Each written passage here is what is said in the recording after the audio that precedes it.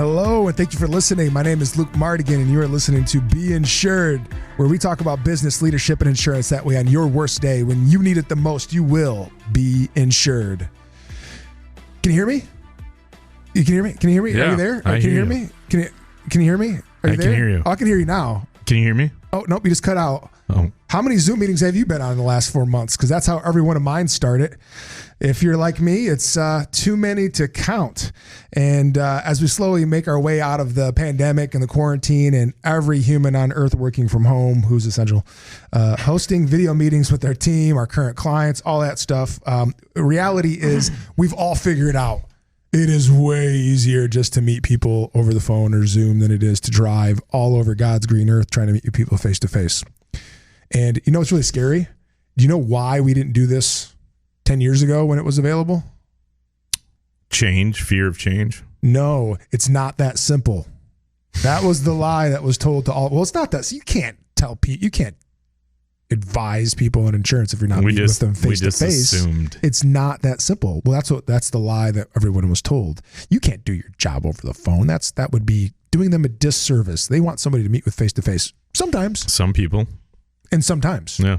Some people want to meet with you face to face the first time, and then they don't want to see your face again because insurance is a pain in the butt. And if they see you, that means something probably went wrong, right? Mm-hmm. So the best thing you can do is have an insurance agent who you meet the first time, set it up perfectly, and then never see him for the rest of your life. Nope. That means you never had a billing issue or a claim. Mm-hmm. Perfect. So during Zoom meetings, we're going to talk about the 3 big mistakes that I've been seeing, 3 massive mistakes that you need to avoid during Zoom meetings. And of course, today I'm joined by my awesome co-host, Eric Gestring, the Mardigian Agency. All right. Mistake number 1, failing to warm up the client and prospect to a virtual call. This is one of the number 1 objections I got from agents that I coached prior to all this to going virtual, which is, well, people don't show up. Like, you know, it's like a doctor's appointment. If you don't have a scheduled time and they're going to come to your office and they got to go out of their way, and if we don't make it super inconvenient, then they're just not going to show up. I'm gonna get a bunch of no-shows. Yep. And what is the truth behind that, though? I think that what you do is you send an introduction video in a text or an email, right? Well, that was going to be my very, very secret thing that I was going to tell people to go on and download our report. But since you ruined it, yeah. Love you, Eric. Love you too. That's exactly right. So most clients have no idea what WebEx or Zoom is. So when the day before or the morning of an appointment with them over Zoom or WebEx, you simply take a selfie video that's 30 to 45 seconds long. Say, hey, it's Luke with Farm Bureau. I just want to remind you of our Zoom call at 2:00 today. We're just going to go over your coverages, make sure everything's up to date, make sure you're getting all the discounts you deserve. And I know if you haven't used Zoom before, it's really easy. I'm actually going to send you a link directly to our private meeting so that you can just click on that link. It brings you right in. If you're going to use your phone or your iPad, you're going to have to download the app. If you use it on your desktop, you might not have to. And it is one click, literally. Yeah. Once you've downloaded the app on your phone or iPad or anything, you click that one link. It opens up. Yep.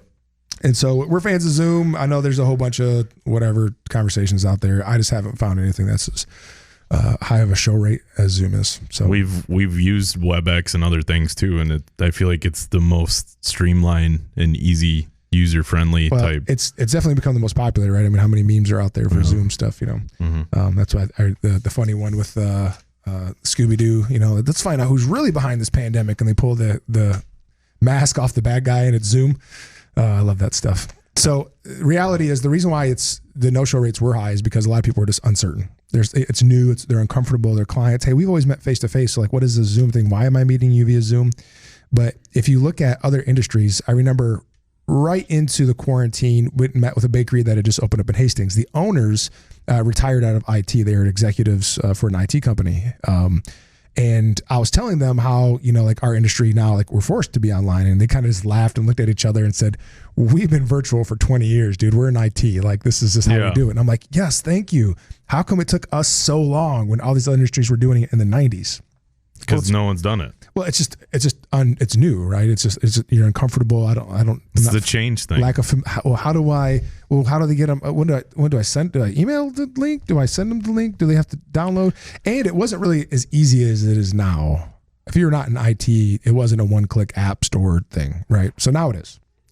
And so when people get uncomfortable, they tend to just go back into old behavior patterns, right? It's like, hey, I want to lose weight. And then you start like eating healthy and you're like, I'd rather eat Oreos. And so you just go right back to eating Oreos, right? When you don't realize that you could eat your Oreos and lose weight at the same time. But the uncertainty makes people uncomfortable, obviously. And obviously when people are uncomfortable, they become focused on that and less focused on the meeting. And that kind of takes away from it. But what have you noticed through moving more towards these Zoom meetings with people? It's really interesting. You can make more sales over Zoom than you can face-to-face. Did you hear that, people? Ask me why. Why? You can make more sales meeting over Zoom instead of face-to-face because it takes all social anxiety off the table. Like you're listening to this radio show either on air in the radio or you're streaming it on iTunes or Facebook or Facebook or whatever medium you're taking it in. And you could be picking your nose right now. And I have no idea that you're picking your nose. So if somebody on Zoom doesn't want you to see them pick their nose, turn the camera off. They just turn the camera off, they dig for gold, and then they're back on like nothing ever happened. And so now, rather than sitting in an uncomfortable meeting at an insurance agent's, which is kind of like, I don't know, I feel like sometimes it's like going to a psychologist office or something, you know, like you like sit in the chair and so what can I help you with today? What's going on in your world today? You want some life insurance? You might die. And it takes all that awkwardness out. Might die. 10 out of 10. That's right. Dang it. I forgot. Everyone dies. Everyone dies. I always forget that. Actually, clients always forget that. Yeah. I'm never going to die. I'm all set. Yeah. Every client ever.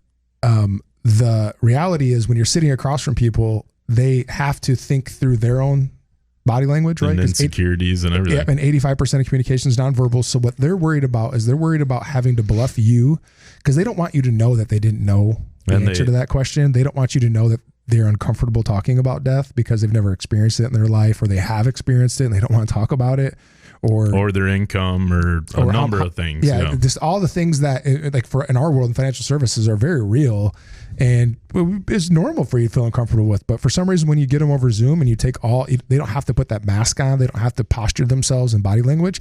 They just simply answer your questions. Well, how many people in the real world, normal people, don't talk about these things with anybody? 100%. But it's as simple as this, though. There's a purple elephant. What color is that elephant? It's purple. Immediately in your brain, the answer pops in, right? That's that's a really old trick, but it's true. Our brains are designed to answer questions. Mm-hmm. So the problem is when you put the body language out there and they have to mask that or fake that, you're not letting your brain consciously just flow. So when you talk about the purple elephant, they're actually thinking like, oh my gosh, did I forget to zip my zipper? Is my shirt a little crooked right now? Did I put makeup on this morning? Is my hair okay? They're thinking about, did I remember to pick up butter when I was at the grocery store today? They're thinking about a million things other than that because they're so preoccupied with their own insecurities. Yeah. And especially in our social anxiety world, because it's just like the whole FOMO, like fear of missing out, and Facebook. And it's just, we take all that off the table and it's just you and another person having a conversation. It's just your words that matter. It's just your words. It's true. It's just what you say and how you say it, and you say it with empathy and you say it with care and concern. So the expectations should be put out to the client of what's going to happen, and the way you do it is, I think, the best way you can possibly do it, and it makes it so much easier for that client or individual to feel more comfortable and kind of break down that wall of like uncertainty of something new. And I mean, I think that you have had little to no cancellations on your Zooms in like what, a month, 3 months, probably 2 months, like in 4 or 5 months. Really? Yeah. Wow. If we have an appointment, they show up for it. It's just, it's incredible. Yeah. Setting expectations is huge. Also, when you send that video, it's really, it's got multiple layers because now they're used to seeing you on camera. Yeah. And so for them, it's just like you listening to this podcast right now. You're just consuming information. You're not consciously thinking about how you're sitting. I remember one guy, he's your client, Eric. We were talking about life insurance and we did a Zoom and he didn't realize his camera was on because he did it on his phone and it only shows like who's talking, and he was like literally like on his chaise lounge, like upside down, like with his hand over his head, wearing like this dirty t-shirt. And he didn't even know, like, because he didn't know he was on camera, he was his natural self. And so, there's actually this, I think it's called kind gosh, I can't remember, but there's this Disney documentary about these wolves up in the Arctic Circle, and this photographer from National Geographic was trying to find wolves in their natural environment, and he couldn't because they had been hunted everywhere across the world. But in the Arctic Circle, they hadn't been hunted, and so he's finally able to see them in their natural environment, and it was beautiful. Well, that's how you want to see your clients. You want to see them in their natural environment, which is home, where they're and it safest. was beautiful seeing him in his dirty shirt, sitting upside down in his chair. You know what? He didn't BS me. He answered my questions and talked to me. So it was real. All right. Mistake number one is failing to warm up the client. Another way to say that is failing to set expectations with the client. So send that 30-second video. Hey, this is Luke. We have our 2:00 today over Zoom. If you're not familiar with Zoom, it's just a web conferencing app. I'm going to put a link in there. If you have it on an iPad or iPhone, make sure you download the app prior to us meeting. Mistake number two, most agents have not spent enough time in front of camera. We are really lucky. Oh, yeah. Well, because of you. Well, we just, we're and Cold Box Films. Yes, thanks to Cold Box Films, who shot our very first intro video in 2015. It was 2015. It was like a 90-second thing. I look back and I was like, Eric did 20 takes on that video. Oh no, yours was like yours was like a Miley Cyrus song. It was like, hi, I'm Eric. It was like clearly every word was like. I came in like a wrecking ball. Luke. I guess so. Oh, it was so Disney of you. It was awesome.